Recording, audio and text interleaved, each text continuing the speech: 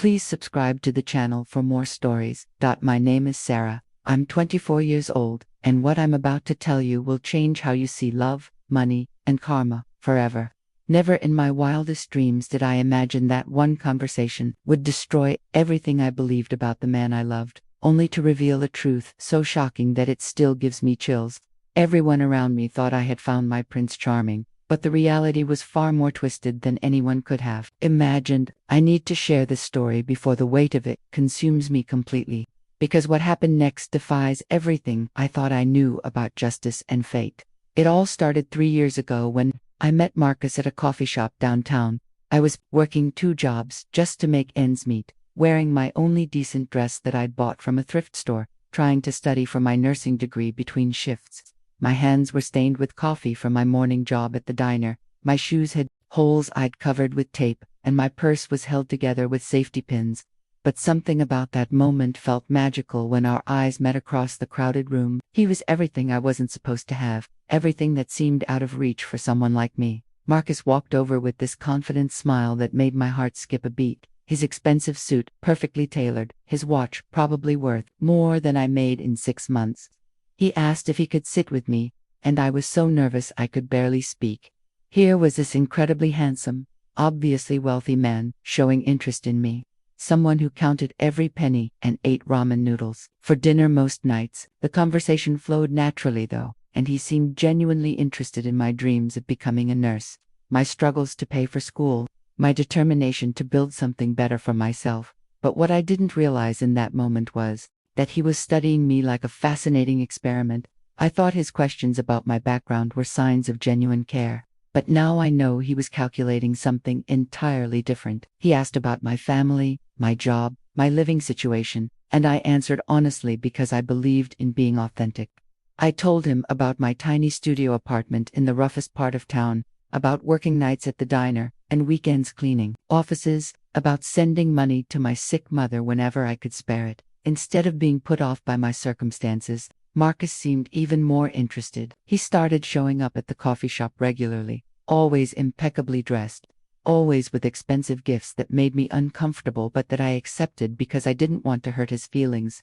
Jewelry, designer clothes, fancy dinners at restaurants where the prices made my head spin. I kept telling him it was too much, that I wasn't used to such extravagance.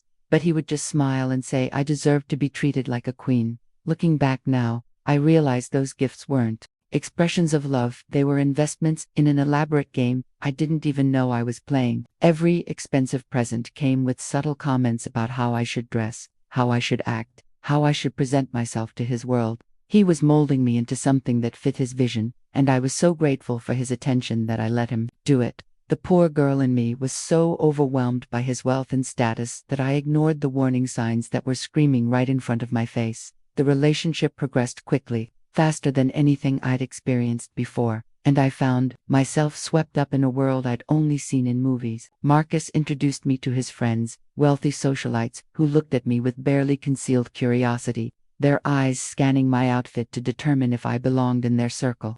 He would coach me before these events, telling me what to say, how to act, reminding me to mention my nursing studies but never the jobs I worked to pay for them. I started to feel like I was living a double life. One where I pretended my struggles didn't exist, but the most confusing part was how genuinely affectionate Marcus seemed when we were alone together. He would hold me close and tell me I was different from all the other women he'd dated, that my authenticity was refreshing in his world of fake smiles and calculated conversations. He made me feel special, chosen, like Cinderella who had finally found her prince. Those intimate moments felt so real that I pushed down the growing unease I felt during our public appearances. However, I couldn't shake the feeling that something was off about the whole situation. His friends were polite but distant, and I caught them exchanging glances when they thought I wasn't looking. Marcus would sometimes get phone calls that he'd take in private, speaking in hushed tones that stopped abruptly when I entered the room. There were nights when he seemed distracted, almost calculating, as if he was working through some complex problem that involved me in ways I couldn't understand. The breaking point came after we'd been together for 8 months, and I thought we were building towards something permanent. Marcus had been talking about the future, making plans that included me, and I had started to believe that love really could conquer the vast differences in our backgrounds. I was working extra shifts to save money for a ring I wanted to buy him for his birthday, something modest but meaningful that would show him how much our relationship meant to me. That's when I overheard the conversation that shattered everything I believed about us. I had come to his apartment early to surprise him with dinner I'd cooked, using my key to let myself in quietly. I could hear voices coming from his study, and something about the tone made me pause instead of announcing my arrival. The door was slightly ajar, and what I heard in the next few minutes destroyed not just my relationship, but my faith in my own judgment about people. Marcus was on the phone with someone, his voice carrying that cold, businesslike tone I'd never heard him use with me. He was talking about me, but not in any way that made sense given everything he'd told me about his feelings. The words hit me like physical blows, each one more devastating than the last. I stood there frozen, listening to the man I loved discuss me like I was some kind of project or experiment, and I realized that everything I thought I knew about our relationship was a carefully constructed lie. But what came next would prove that the universe has a sense of justice that operates on a timeline I could never have imagined. The conversation I overheard will haunt me for the rest of my life, not just because of what it revealed about Marcus, but because of how naive I had been to believe someone like him could genuinely love someone like me. His voice was casual, almost amused, as he described our relationship to whoever was on the other end of that call. He said I was perfect for what he needed, a genuine poor girl who would be grateful for his attention and easy to control. The word control hit me like a slap, making me realize that every gift, every kind gesture, every moment of intimacy had been part of a manipulation. I was too blinded by gratitude to see. But the worst part was when he started talking about the bet. Yes, a bet. Marcus and his wealthy friends had made a wager about whether he could transform a poor girl into someone who could pass in their social circle, then dump her in the most humiliating way possible. The prize was $50,000, money that meant nothing to any of them but represented more than I made in an entire year. I was not a girlfriend to be cherished, not even a person to be respected. I was entertainment for bored rich people who had turned cruelty into a sport. He described in detail how he planned to break up with me, timing it for maximum emotional damage right before his birthday party where all his friends would be present to witness my humiliation. He wanted to announce to everyone that he was ending things because he couldn't be with someone who would never fit into his world. Someone whose background was too embarrassing for him to introduce to his family. The cruelty of it was breathtaking. The calculated nature of his plan to destroy me publicly, while his friends watched and collected their winnings. I stood there listening to him laugh about how easy it had been to make me fall for him, how I had been so grateful for his attention that I never questioned his motives. He mocked the way I tried to fit in with his crowd, imitating how I would nervously adjust my outfit or stumble over conversation topics I wasn't familiar with. Every insecurity I'd shared with him in our most intimate moments had become ammunition for his entertainment. Jokes he shared with people who saw me as nothing more than a temporary amusement. The rage that filled me in that moment was unlike anything I'd ever experienced, a white-hot fury that made my hands shake and my vision blur. But underneath the anger was something even more powerful, a cold determination that surprised me with its intensity. I realized that Marcus had underestimated me completely, assuming that because I was poor and grateful, I was also weak and powerless. He had no idea what someone with nothing left to lose was capable of. No understanding of the strength that comes from fighting for survival every single day. I left his apartment without making a sound, my mind already working on a plan that would give him exactly what he deserved. But I had no idea that karma was already setting wheels in motion that would make my revenge look like child's play compared to what the universe had in store for Marcus and his cruel friends. Sometimes justice comes from the most unexpected places, and what happened next would prove that the universe keeps very detailed records of every wrong committed against innocent people. The countdown to his destruction had already begun, and I was about to become the witness to the most perfect example of poetic justice I'd ever seen. I spent the next 3 days in a fog of hurt and rage, barely sleeping as I processed the magnitude of Marcus's betrayal. Every memory of our relationship took on a sinister new meaning, every tender moment revealed as calculated manipulation. The gifts I'd treasured became symbols of my own gullibility. The sweet words he'd whispered turned into evidence of his contempt for me. but as the initial shock wore off, it was replaced by something much more dangerous. A determination to make sure he faced consequences for treating another human, being like a toy to be broken for sport. My first instinct was to confront him directly, to throw his cruelty back in his face, and watch him scramble to explain himself. But something deeper told me that wasn't enough. That someone who could orchestrate such elaborate emotional torture deserved more than just an angry confrontation. He could dismiss and forget. No, Marcus needed to understand what it felt like to have your world crumble around you, to experience the kind of helplessness and humiliation he'd planned to inflict on me. I started by doing research, using skills I'd developed in my struggle to survive and build a better life. Marcus had always been vague about the details of his work, describing himself as an investment advisor who helped wealthy families manage their money. But public records told a different story, one that made my blood run cold as I realized just how much damage someone like him could do to innocent people. His firm had been involved in several questionable deals, investments that had mysteriously failed while the advisors walked away unscathed. The deeper I dug, the more I discovered about Marcus's pattern of behavior. I wasn't his first victim, just his most recent project. There were other women, other elaborate deceptions designed to feed his ego and entertain his friends. Some had been wealthy women he'd cheated out of money.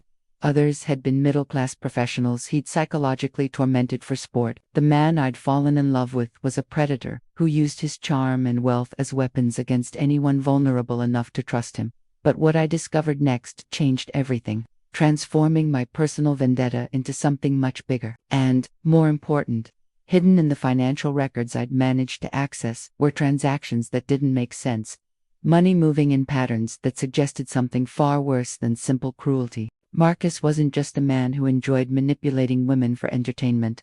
He was involved in something that could destroy the lives of hundreds of innocent people, including elderly clients who trusted him with their life savings. The evidence was complex, requiring skills I didn't have to fully understand, but the pattern was clear enough to make my stomach turn. Marcus and his firm were systematically stealing from their clients, using sophisticated methods to hide the theft while maintaining the appearance of legitimate business. The $50,000 bet he'd made about me was nothing compared to the millions he was stealing from people who depended on him to protect their financial future. Realized that exposing him would require more than angry accusations or social media posts. It would need careful documentation and the right authorities who could understand the scope of his crimes.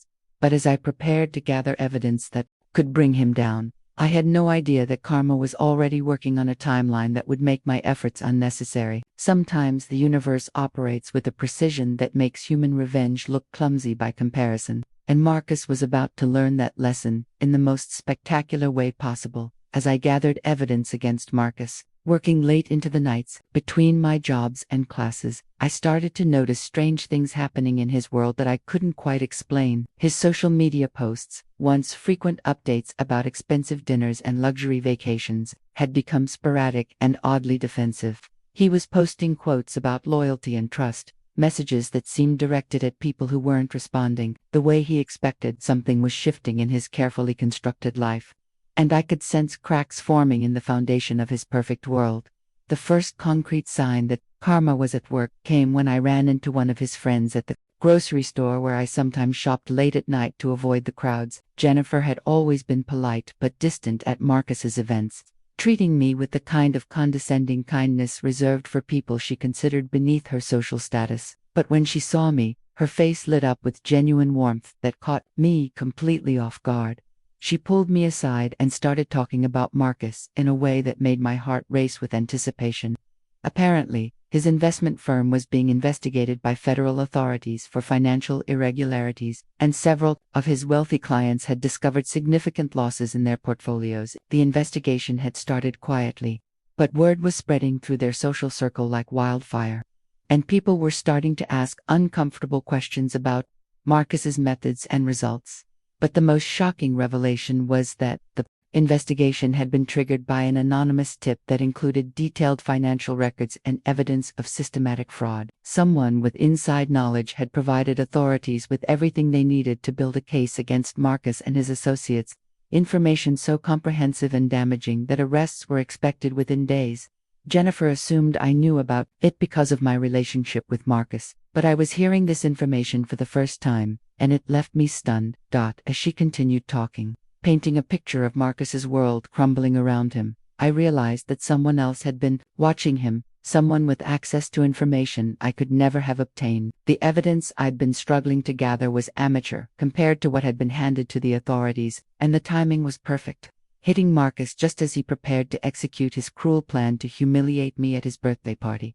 The beautiful irony wasn't lost on me that Marcus, who had spent months manipulating me for his entertainment, was now being manipulated by forces he couldn't see or control. Someone had turned his own methods against him, using his trust and access to gather the evidence that would destroy him. The hunter had become the hunted, and he had no idea that his carefully planned life was about to explode in the most public and humiliating way possible. Jennifer mentioned that Marcus had been making frantic phone calls all week, trying to reach clients who were no longer taking his calls, attempting to move money that had been frozen by court orders. The confident, controlling man I'd known was apparently becoming desperate and paranoid, lashing out at anyone who questioned him or suggested that something might be wrong. His perfect mask was slipping, revealing the scared and angry person underneath. But the most satisfying detail was that his birthday party, the event where he'd planned to humiliate me in front of all his friends, was still happening. He was too proud or too delusional to cancel it, apparently believing he could weather the storm and maintain his social status. What he didn't know was that his party was about to become the setting for the most spectacular downfall I'd ever witnessed. The day of Marcus's birthday party arrived with an energy that felt electric, as if the universe itself was holding its breath in anticipation of what was about to unfold. I had spent the morning in a strange state of calm, knowing that I wouldn't be attending as his girlfriend but as a witness to justice being served in ways I couldn't have orchestrated myself. The irony that his own celebration would become the stage for his destruction was too perfect to be coincidental, and I found myself believing in cosmic justice for the first time in my life. I had decided to attend the party, not as the naive girl he'd manipulated, but as someone who finally understood the game being played around me. I wore the simplest dress I owned, no jewelry or expensive accessories, wanting to present myself as exactly who I was without any of the pretense he'd tried to impose on me. If this was going to be a confrontation, I wanted it to happen on my terms, with my authentic self rather than the version of me he'd tried to create.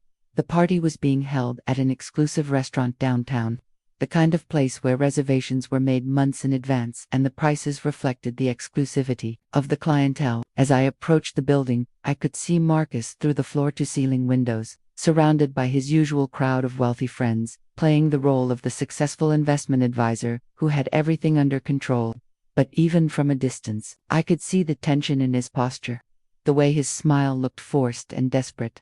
I entered the restaurant and immediately felt the shift in atmosphere that my presence created. Several people recognized me and began whispering among themselves, their expressions ranging from curiosity to barely concealed excitement. Word had clearly spread about Marcus's legal troubles, and everyone was waiting to see how the drama would unfold. I realized that I wasn't the only one who knew about his impending downfall. The entire party had the feel of people gathering to watch a car crash in slow motion. Marcus saw me, and his face went through a series of expressions that would have been comical if the situation weren't so serious. Surprise, confusion, calculation, and finally a forced smile as he made his way over to greet me. He leaned in for a kiss, playing the role of the devoted boyfriend, but I could feel the tremor in his hands and smelled the alcohol on his breath. This was not the confident man who had manipulated me for months. This was someone barely holding on to control before he could launch into whatever performance he'd planned. His phone buzzed with a text message that made his face go completely white. He excused himself abruptly, claiming he needed to take an important call, but I could see the panic in his eyes as he rushed toward the restaurant's back exit. Several of his friends exchanged meaningful glances, and I realized that whatever message he'd received was the beginning of the end. What happened next unfolded with the precision of a perfectly choreographed performance, as if every detail had been planned by someone with an intimate knowledge of Marcus's vulnerabilities and an unlimited capacity for creative revenge. The timing was so perfect, the sequence of events so devastating, that I found myself wondering if karma was actually a person with a very twisted sense of humor and an unlimited budget for elaborate justice. The real show was about to begin, and Marcus had no idea that he was the star performer in his own destruction.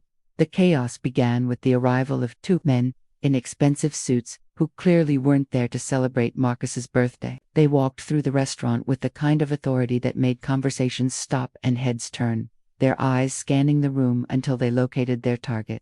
Marcus had just returned from his panicked phone call, his face still pale, but attempting to project confidence as he rejoined his guests. The timing couldn't have been more perfect. As if someone had choreographed this moment for maximum dramatic impact, one of the men approached Marcus directly while the other positioned himself near the exit, a clear indication that this wasn't a social visit. The first man introduced himself quietly, but loud enough for several nearby guests to hear. As a federal investigator with questions about Marcus's business practices, the sophisticated party atmosphere evaporated instantly, replaced by the electric tension of a scandal unfolding in real time. Conversations stopped mid-sentence as everyone strained to hear what was being said. Marcus's reaction was everything I could have hoped for and more. The confident mask he'd worn for months completely crumbled, revealing a frightened and desperate man who had been caught completely off guard. He stammered denials and excuses, his voice rising in pitch as he realized that his carefully constructed world was collapsing in front of everyone he'd tried to impress. The man who had orchestrated my humiliation was now experiencing his own in the most public way possible. But the investigators weren't there to arrest him, not yet. They were there to inform him that his assets had been frozen pending a full investigation into his financial practices, and that several of his clients had filed formal complaints alleging fraud and embezzlement. The news hit Marcus like a physical blow, and I watched him sway on his feet as the implications sank in. Everything he owned, every symbol of the wealth and status he'd used to manipulate people, was now beyond his reach. The restaurant fell, completely silent as Marcus processed this information. His birthday party transformed into a courtroom, where his guilt was being revealed to everyone who mattered in his social circle. His friends, the same people who had participated in betting on my humiliation, were now witnessing his complete and utter destruction. The power dynamic had shifted so dramatically that I almost felt sorry for him, until I remembered the casual cruelty with which he'd planned to destroy me. What made the moment even more perfect was the arrival of his phone, buzzing constantly with what I assumed were calls from panicked clients and business associates. Each ring seemed to make him smaller, more desperate, as the full scope of his situation became clear to everyone watching. The successful investment advisor who had seemed so untouchable was revealed as a fraud whose crimes were about to become very public knowledge. But the investigators had one more revelation that would turn this from a professional disaster into a personal catastrophe. They mentioned that their investigation had been aided by detailed financial records provided by someone with intimate knowledge of Marcus's business practices, someone who had been systematically documenting his fraudulent activities for months. The betrayal he was experiencing wasn't random. It had been carefully orchestrated by someone he trusted, someone who had been planning his downfall with the same precision he'd used to plan mine. The look of paranoia that crossed his face as he tried to figure out who had betrayed him was almost worth all the pain he'd put me through. Almost. As the federal investigators left Marcus standing in the middle of his ruined birthday party, the social dynamics of the room shifted in ways that were both fascinating and deeply satisfying to watch.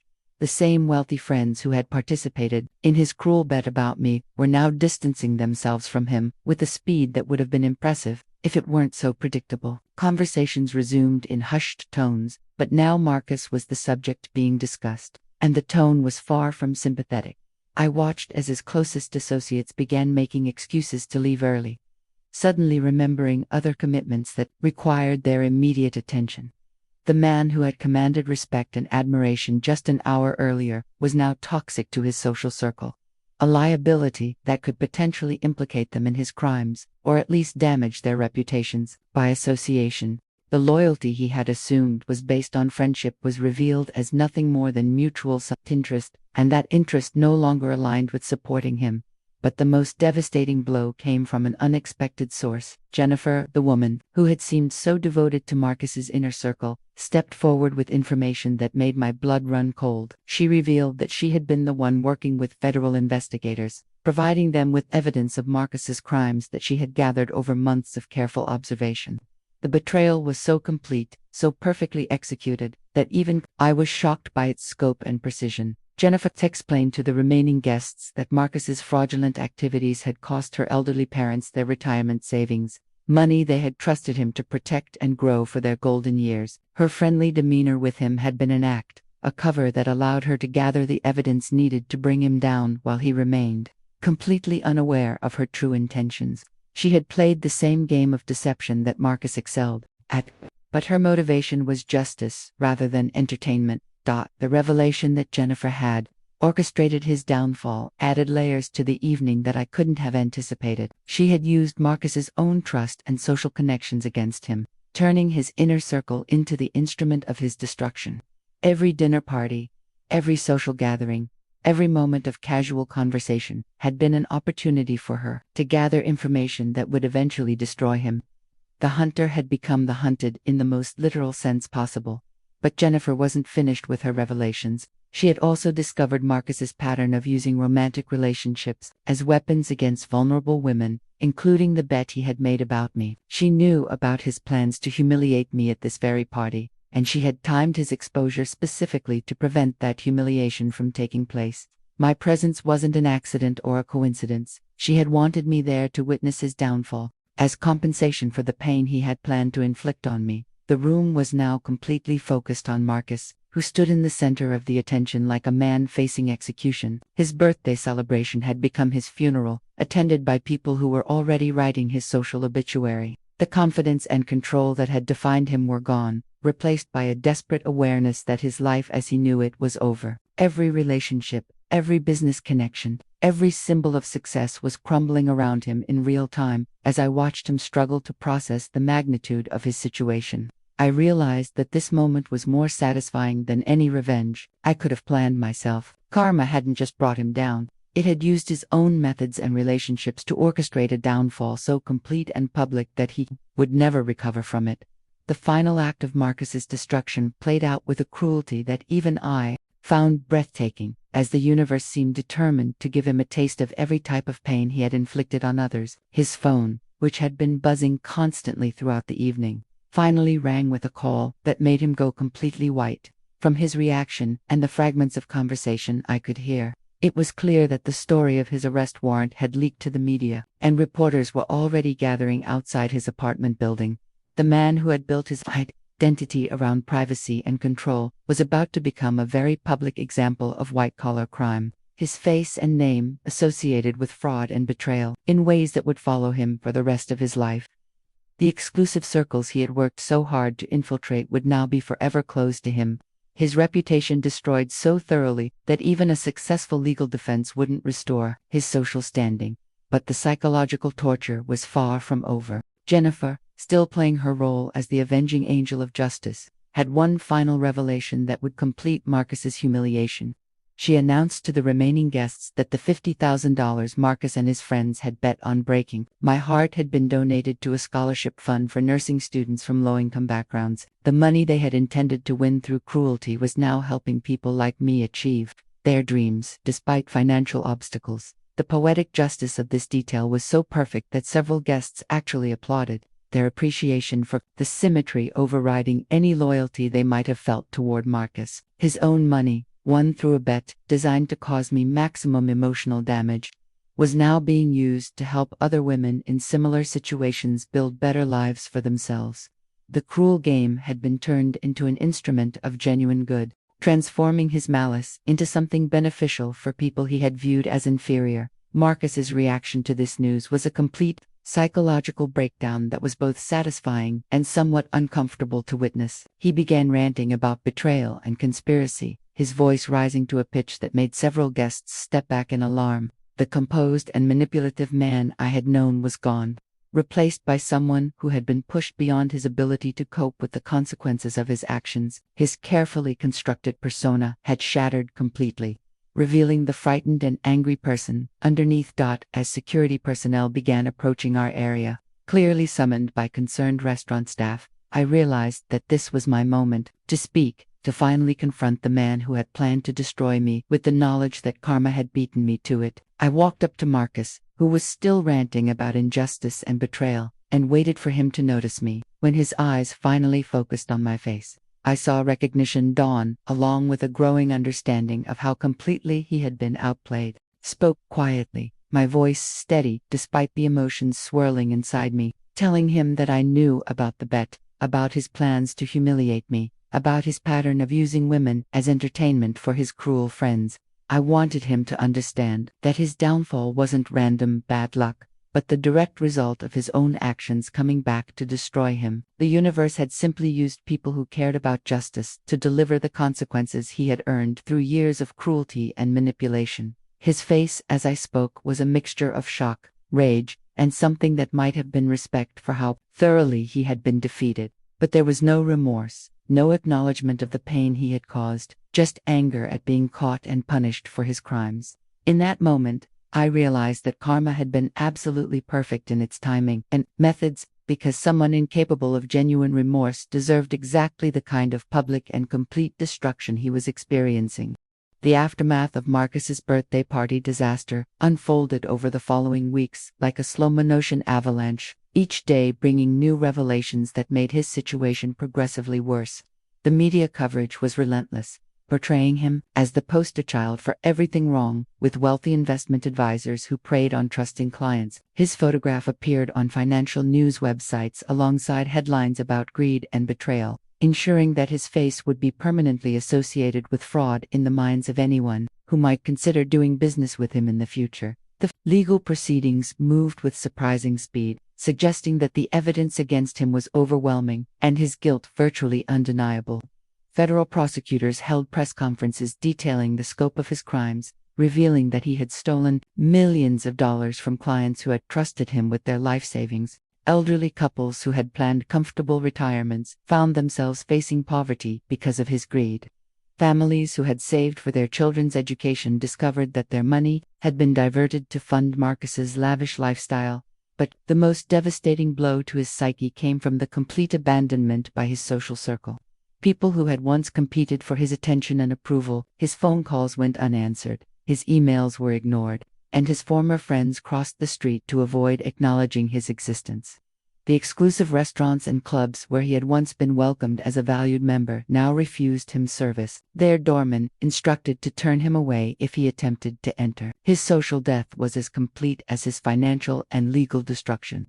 I found myself following the news coverage with a mixture of satisfaction and disbelief, still amazed at how perfectly the universe had timed his downfall to coincide with his planned humiliation of me. Every article I read, every news broadcast that mentioned his name, reinforced my growing belief that some forms of justice operate on principles beyond human understanding. The man who had treated people as disposable entertainment was now being treated exactly the same way by the very people he had thought were his friends. The investigation into his crimes revealed patterns of behavior that went back years, suggesting that his cruelty toward me was just the most recent example of a long history of manipulating and harming others for his own amusement. Former girlfriends came forward with stories of psychological abuse and financial manipulation, painting a picture of a predator who had refined his methods over time. My experience, traumatic as it had been, was relatively mild compared to what some other women had endured. Jennifer reached out to me during this period, explaining her motivations and methods in more detail. Her parents' situation was real, but her involvement with Marcus's social circle had been entirely strategic, designed to position her where she could gather evidence of his crimes. She had spent over a year building trust and access, documenting every suspicious transaction and questionable decision. Her dedication to justice was inspiring, and her methods were so sophisticated that even federal investigators were impressed with the quality of evidence she had provided. She also revealed that she had been watching Marcus's treatment of me with growing anger, recognizing the same patterns of manipulation she had seen him use with other women. My presence at the birthday party hadn't been coincidental. She had specifically timed his exposure to prevent the humiliation he had planned, wanting me to witness his downfall as compensation for the psychological torture he had intended to inflict. Her sense of justice was as creative as it was thorough. But perhaps the most satisfying detail was learning that Marcus had been forced to move back in with his parents. his assets frozen, and his ability to earn money severely limited by his legal troubles. The man who had mocked my modest apartment and working-class background was now dependent on family support, experiencing the kind of financial vulnerability he had once viewed with contempt. The irony was so perfect that I actually laughed out loud when I heard about it, as Marcus's legal troubles intensified and his trial date approached. I found myself processing emotions I hadn't expected to feel about his situation. While there was undeniable satisfaction in seeing him face consequences for his actions, there was also a strange sense of closure that came from understanding how completely the universe had vindicated my worth as a human being. His attempt to use my poverty and vulnerability as entertainment had backfired so spectacularly that it felt like cosmic confirmation that every person deserves basic dignity and respect regardless of their financial status. The trial itself was a media spectacle that revealed even more disturbing details about Marcus's character and methods.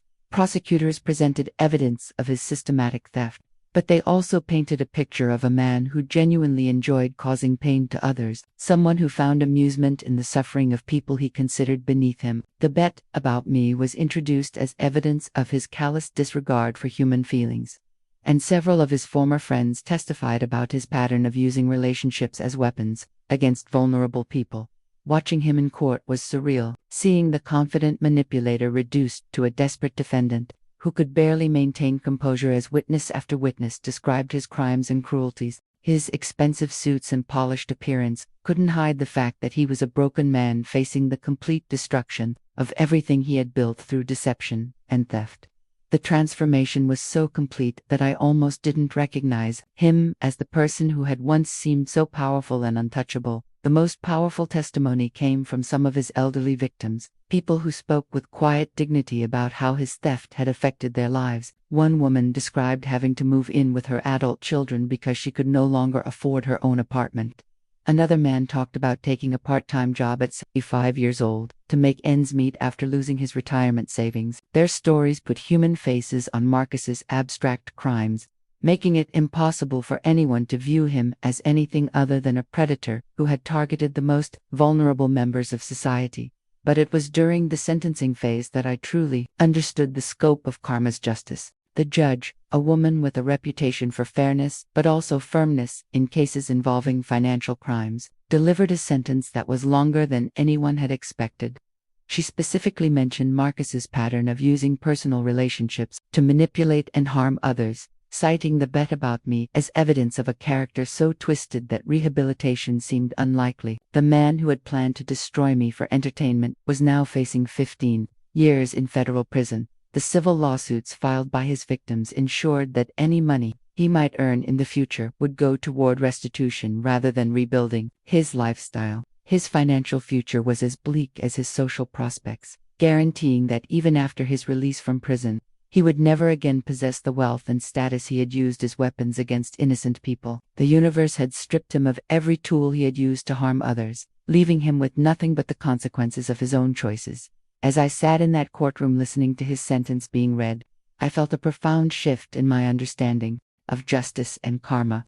This wasn't just about one cruel man getting his comeuppance. It was about the restoration of balance in a world where the wealthy and powerful often escape consequences for their actions. Marcus's downfall sent a message that resonated far beyond his individual case, a reminder that the universe keeps meticulous records of every cruelty inflicted and every kindness ignored, that the media coverage of his sentencing focused heavily on the human cost of his crimes, with several news outlets featuring interviews with his victims and their families. The story became a cautionary tale about the dangers of unchecked greed and the importance of protecting vulnerable people from financial predators.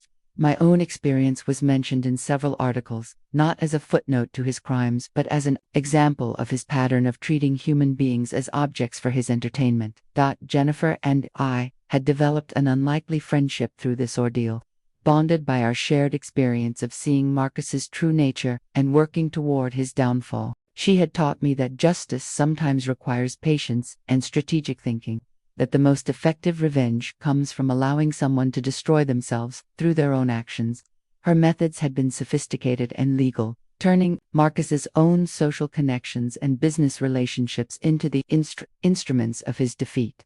But perhaps the most important lesson I learned was about my own strength and worth. Marcus had targeted me because he assumed that poverty made me weak and desperate, that my gratitude for his attention would blind me to his manipulation. His fundamental misunderstanding of what it means to struggle and survive had been his downfall. Because people who fight for everything they have develop a resilience and determination that privilege can never provide. The scholarship fund created from Marcus's betting money had grown through additional donations, inspired by media coverage of the story. Dozens of young women from backgrounds similar to mine were now receiving help with their education, turning Marcus's intended cruelty into a force for genuine good in the world. Every success story from that fund was another nail in the coffin of his twisted worldview. Proof that the people he had dismissed as worthless were capable of extraordinary achievements when given fair opportunities. 2 years have passed since Marcus's sentencing, and I've watched my own life transform in ways that feel like the universe's way of rewarding me for surviving his cruelty with my dignity intact. I graduated from nursing school with honors, my determination fueled partly by the knowledge that every achievement was a victory over the man who had tried to break my spirit for entertainment. The job I found at a children's hospital pays well, enough that I no longer have to work multiple positions, and I've been able to move my mother to a better care facility, where she's receiving the treatment she deserves. But the most profound change has been in my understanding of my own worth and the way I approach relationships with others. Marcus's manipulation had worked because I believed that someone like me should be grateful for attention from someone like him, that my background made me less deserving of genuine love and respect. His downfall taught me that character and integrity matter more than wealth or status, that the universe has a way of revealing people's true nature, regardless of the masks they wear. I've started dating again, but with a completely different perspective on what I deserve and what I'm willing to accept. The man I'm seeing now, David, is a teacher who knows my entire story and loves me not despite my struggles but because of the strength they've given me. He understands that my experiences with Marcus made me wiser and more compassionate, better able to recognize genuine kindness and distinguish it from manipulation. Our relationship is built on mutual respect and shared values, rather than gratitude and desperation. The news about Marcus continues to reach me occasionally, usually through Jennifer, who keeps track of various legal proceedings related to his case. He's apparently struggling in prison, his privileged background providing no protection from the realities of incarceration. Several of his former associates have faced their own legal troubles as investigators discovered the extent of the corruption in their social circle. The web of cruelty and greed that had seemed so powerful and untouchable has been completely dismantled. Most satisfying of all is hearing about his complete social exile from the world he once dominated. Former friends refuse to acknowledge his existence, and his name has become synonymous with betrayal in the circles where he once held influence. The reputation he had spent years building has been so thoroughly destroyed that even his family struggles with the association. His parents, once proud of their successful son, now face awkward questions at social events and have largely withdrawn from public life. But as I reflect on this entire experience, I realize that the most important victory wasn't Marcus's punishment, but my own growth and healing.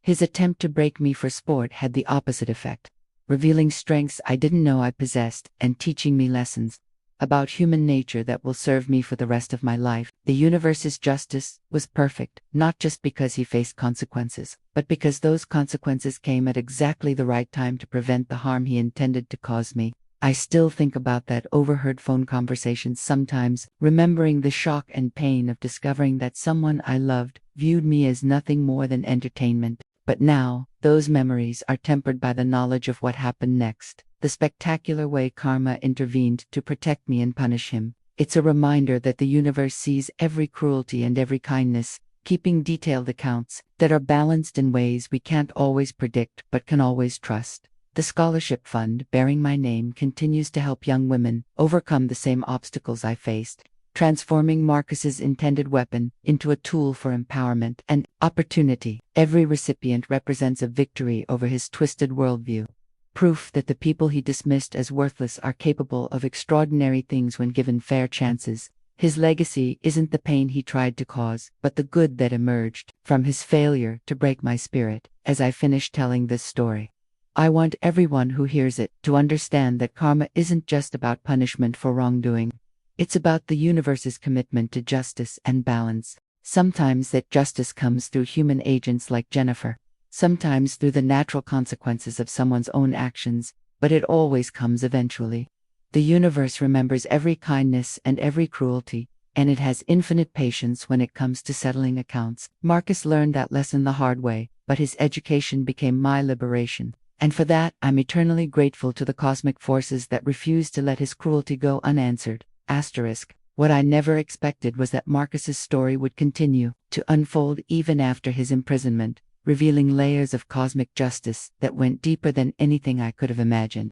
About 6 months after his sentencing, Jennifer called me with news that made my blood run cold and my faith in universal justice stronger than ever. The federal investigation into Marcus's crimes had uncovered connections to an even larger network of financial predators, and his cooperation with authorities was revealing corruption that reached into the highest levels of society. The irony was breathtaking. Marcus, who had spent his life manipulating and betraying others, was now being forced to betray his former associates to reduce his own sentence. The man who had viewed loyalty as weakness was discovering that his survival depended on abandoning whatever principles he might have claimed to possess. Every name he gave to investigators, every detail he revealed about other people's crimes, was another step in his complete moral destruction. But the most shocking revelation came when Jennifer told me that Marcus's father, a respected judge who had always seemed above reproach, was implicated in the corruption network his son had exposed. The investigation had revealed that Judge Harrison had been taking bribes to influence court decisions in favor of wealthy defendants, using his position to protect the same type of predators his son had become. The apple, as they say, hadn't fallen far from the tree, and now both father and son were facing the consequences of their choices. The media coverage of this development was even more intense than Marcus's original trial, with reporters digging into 3 generations of the Harrison family's involvement in various forms of corruption and exploitation. It turned out that Marcus's sense of entitlement and casual cruelty weren't personal failings but family traditions, passed down through generations of men who believed their wealth and status made them immune to consequences. I found myself oddly fascinated by this expansion of the story, watching as the universe systematically dismantled not just Marcus, but the entire foundation of privilege and corruption that had shaped him. His mother, previously portrayed as an innocent victim of her son's crimes, was revealed to have been laundering money through her charity organizations for years. His younger sister, who had seemed to distance herself from the family scandal, was discovered to have been using inside information from her father's court to make profitable investments. The Harrison family name, once synonymous with respectability and judicial integrity, became a byword for corruption and moral bankruptcy. Their assets were frozen, their social connections severed, and their reputation destroyed, so thoroughly that they were forced to change their names and relocate to avoid continued persecution. The cosmic justice that had started with Marcus's individual crimes had expanded to encompass everyone who had participated in or benefited from the system of exploitation he represented. But what struck me most profoundly was how this expansion of consequences validated everything I had experienced and felt during my relationship with Marcus. His casual cruelty toward me hadn't been an aberration but a reflection of deeply rooted family values that viewed other people as objects to be used and discarded. The universe's response was proportional not just to his individual crimes but to the generational pattern of harm his family had perpetuated against countless innocent victims.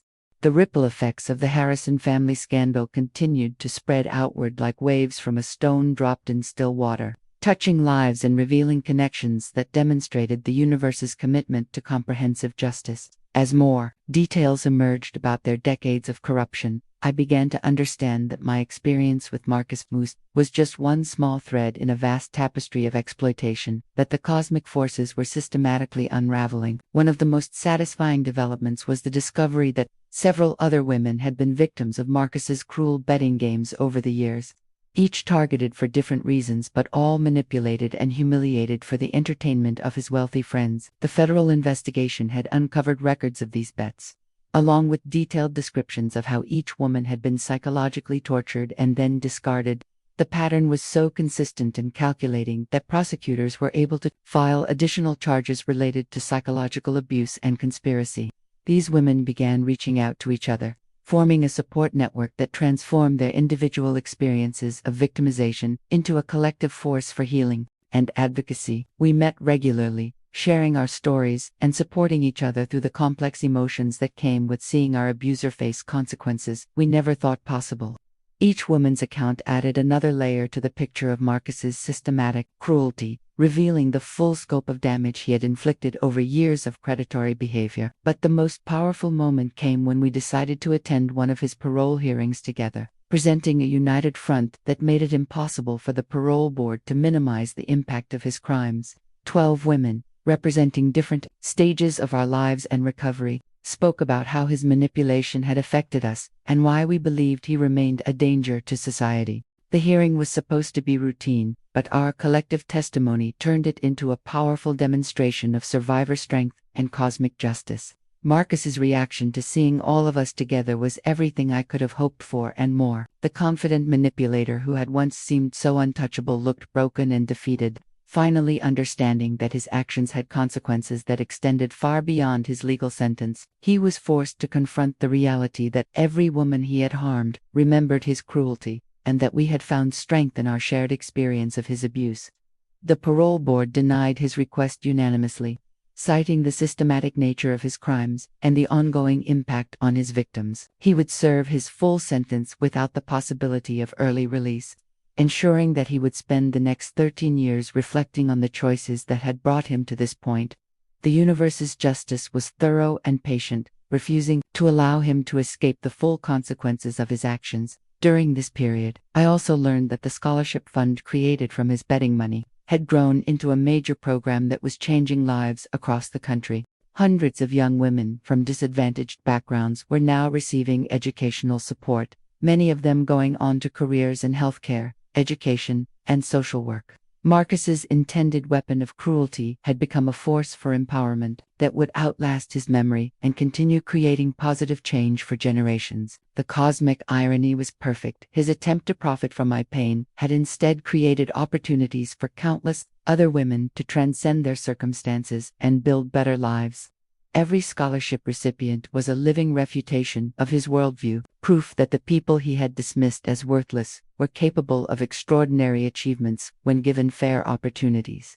The universe had turned his cruelty into kindness, his selfishness into generosity, his destruction into creation. As I write these final words, 5 years have passed since that fateful birthday party where Marcus's world collapsed in the most spectacular fashion imaginable. And the universe continues to demonstrate its commitment to perfect justice in ways that still amaze me. The Harrison family corruption case became a landmark prosecution that changed how white-collar crime is investigated and punished, with Marcus's cooperation leading to the conviction of over 50 individuals involved in various forms of financial exploitation and judicial corruption. The most recent development in this ongoing saga of cosmic justice came just last month, when I received a call informing me that Marcus had been denied parole for the 3rd time. Each hearing had brought new revelations about the extent of his crimes and their impact on victims, making it clear that the universe wasn't finished teaching him lessons about accountability and consequences. He would serve every day of his 15-year sentence, with the possibility of additional charges being filed as more evidence of his past crimes continued to surface. But perhaps the most profound validation of cosmic justice came through my own continued growth and success.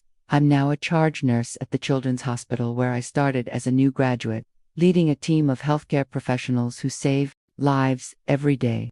The strength I developed through surviving Marcus's manipulation has made me a better leader and a more compassionate caregiver, turning his intended destruction into a source of healing for countless others.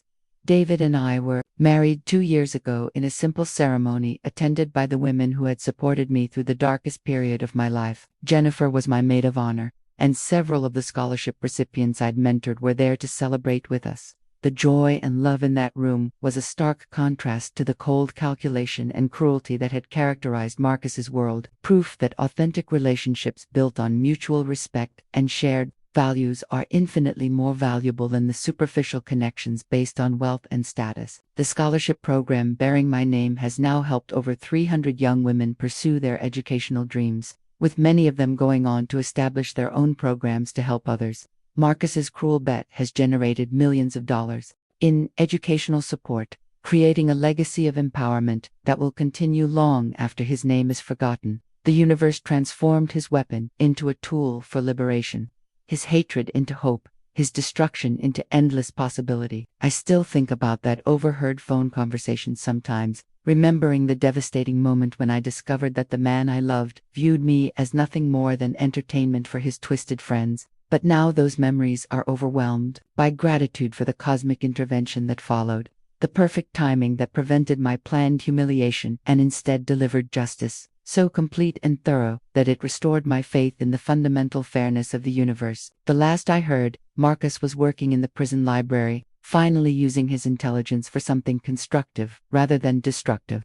Perhaps the universe is still teaching him lessons about service and humility, showing him what it means to contribute to society rather than exploit it. I hope he's learning, because the cosmos has demonstrated that it has infinite patience when it comes to delivering the education that cruel people need to become better human beings.